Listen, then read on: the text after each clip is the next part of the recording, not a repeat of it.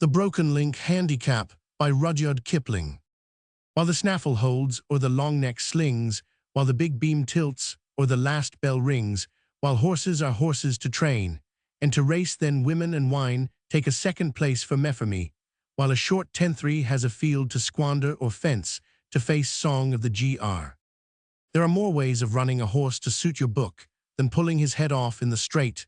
Some men forget this, understand clearly that all racing is retinas, everything connected with losing money must be in India, in addition to its inherent rottenness. It has the merit of being two-thirds sham, looking pretty on paper, only everyone knows everyone else far too well for business purposes. How on earth can you rack and harry and post a man for his losings when you are fond of his wife and live in the same station with him? He says on the Monday following, I can't settle just.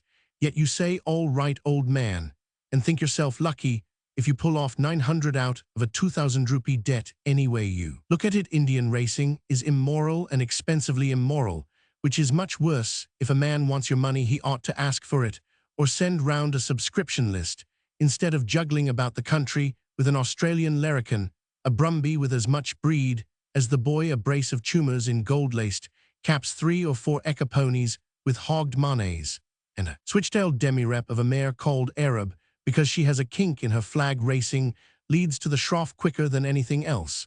But if you have no conscience and no sentiments and good hands and some knowledge of pace and 10 years' experience of horses and several thousand rupees a month, I believe that you can occasionally contrive to pay your shoeing bills.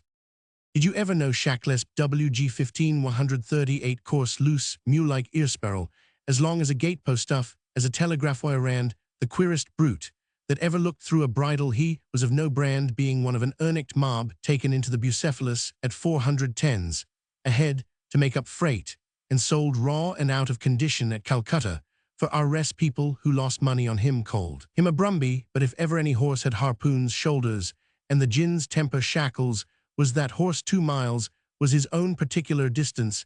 He trained himself, ran himself, and rode himself. And if his jockey insulted him by giving him hints, he shut up at once and bucked the boy off. He objected to dictation. 2 or 3 of his owners did not understand this and lost money. In consequence, at last, he was bought by a man who discovered that if a race was to be won, Shackles and Shackles only would win it in his own way so long as his jockey sat still. This man had a ridding boy called Brunt, a lad from Perth, West Australia, and he taught Brunt with a trainer's whip the hardest thing a jock can learn: to sit still, and to keep on sitting still. When Brunt fairly grasped this truth, Shackles devastated the country. No weight could stop him at his own distance, and the fame of Shackles spread from Ajmer in the south to Chedputter in the north. There was no horse like Shackles so long as he was allowed to do his work in his own way, but he was beaten in the end, and the story of his fall is enough to make angels weep. At the lower end of the Chedputter racecourse, just before the turn into the straight, the track passes close to a couple of old brick mounds enclosing a funnel-shaped hollow. The big end of the funnel is not 6 feet from the railings on the offside. The astounding peculiarity of the course is that if you stand at one particular place about half a mile away inside the course and speak at ordinary pitch, your voice just hits the funnel of the brick mounds and makes a curious whining echo. There, a man discovered this one morning by accident while out training with a friend. He marked the place to stand and speak from with a couple of bricks, and he kept his knowledge to himself. Every peculiarity of a course is worth remembering in a country where rats play the mischief with the elephant litter and stewards build jumps to suit their own stables. This man ran a very fairish countrybred, a long racking high mare with the temper of a fiend and the paces of an airy wandering seraph, a drifty glidy stretch. The mare was as a delicate tribute to Mrs. Reaver, called the Lady Regular Badgener for short, Regular Baden. Shackles' jockey Brunt was a quite well-behaved boy, but his nerve had been shaken. He began his career by riding jump races in Melbourne, where a few stewards want lynching, and was one of the jockeys who came through the awful butchery. Perhaps you will recollect, it off the Maribyrnong plate. The walls were colonial ramparts, logs of Jera spiked into masonry with wings as strong as church buttresses. Once in his stride, a horse had to jump or fall. He couldn't run out in the Maribyrnong plate. 12 horses were jammed at the second wall. Red Hat, leading, fell this side and threw out the gled, and the ruck came up behind, and the space between wing and wing was one struggling, screaming, kicking shambles. 4 jockeys were taken out dead. 3 were very badly hurt, and Brunt was among the 3. He told the story of the Maribyrnong plate sometimes, and when he described how Wally on Red Hat said, as the mare fell under him, God ha mercy, I am done for. And how next instant Sithy there and White Otter had crushed the life out of poor Wally, and the dust hid a small hell of men and horses. No one marveled that Brunt had dropped jump races and Australia together. Regular Baddun's owner knew that story by heart. Brunt never varied it in the telling. He had no education. Shackles came to the Chedputter autumn races one year, and his owner walked about insulting the sportsmen of Chedputter generally till they went to the honorary secretary in a body and said, appoint handicappers and arrange a race which shall break Shackles and humble the pride of his owner. The districts rose against Shackles and sent up of their best Ousel, who was supposed to be able to do his mile in 153, Petard the stud-bred trained by a cavalry regiment, who knew how to train Gringalit the Uilam of the 75th Bobolink, the pride of Peshawar, and many others. They called that race the Broken Link Handicap, because it was to smash Shackles, and the handicappers piled on the weights, and the fund gave 800 rupees, and the distance was round the course for all horses. Shackles' owner said, you can arrange the race with regard to Shackles only so long as you don't bury him under weight cloths. I don't mind. Regular Baddun's owner said, I throw in my mare to fret Ousel 6 furlongs is Regular's distance, and she will then lie down and die, so also will Ousel, for his jockey doesn't understand a waiting race. Now this was a lie, for Regular had been in work for 2 months at Dara, and her chances were good, always supposing that Shackles broke a bloodvesseler. Brunt moved on him.